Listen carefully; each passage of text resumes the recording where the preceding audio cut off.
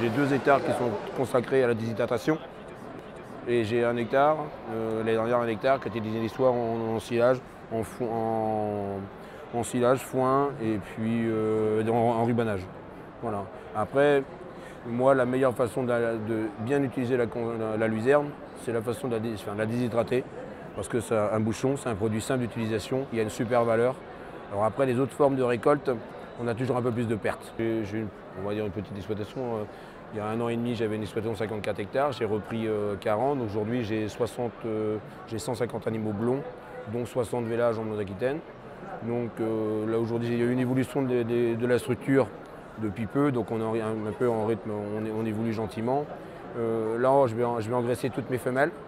Donc le projet, quand j'aurai un jeune qui va revenir à moi, c'est d'engraisser mes taurillons.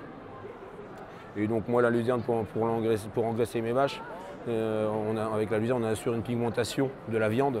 Donc pour moi, ça répond pleinement. Nous, c'est une viande rouge, donc il faut qu'elle soit bien rouge dans l'assiette. Et là, la luzerne est reconnue pour ça. Donc c'est un plus.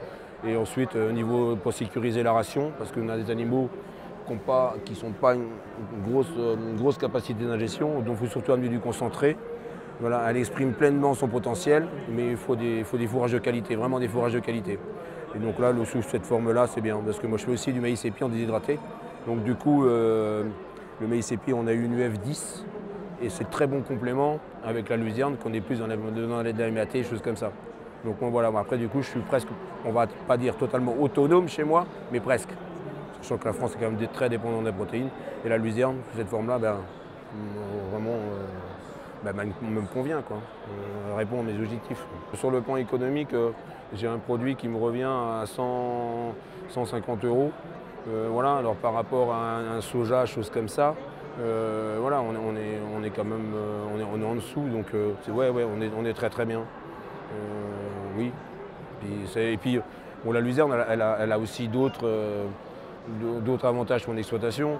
Donc je fais de la culture, je fais du maïs, je fais de la luzerne, et c'est vrai et du blé, céréales, c'est une bonne tête d'assolement aussi. Donc je crois que la luzerne, dans nos zones d'élevage, elle a aussi sa place. Après, il faut la réserver sur certains types de parcelles, mais non, sur la surface qu'on a, on arrive toujours à trouver. Donc du coup, moi cette année, j'en ai implanté 5 hectares supplémentaires. Donc soit la 5 hectares supplémentaires, soit je vais la commercialiser, mettre à la vente, parce que dans mon assolement, je suis un peu coincé, j'ai des céréales un peu trop. Dans mon assolement, je suis un petit peu coincé. Je fais d'implanter de la luzerne. Dans ma rotation, on va être bien. C'est vrai qu'à ce moment, on parle beaucoup des oméga 3, des choses comme ça pour la viande. Et donc c'est un plus, et c'est reconnu. Et donc du coup, moi, les gens avec qui je travaille, bon, ils regardent, ils sont très attentifs à ce que je mets à l'eau, là. Et puis du coup, c'est pour eux, je les sécurise quelque part. Ils sont sécurisés de voir ce que je donne des produits nobles, et en plus issus de chez moi.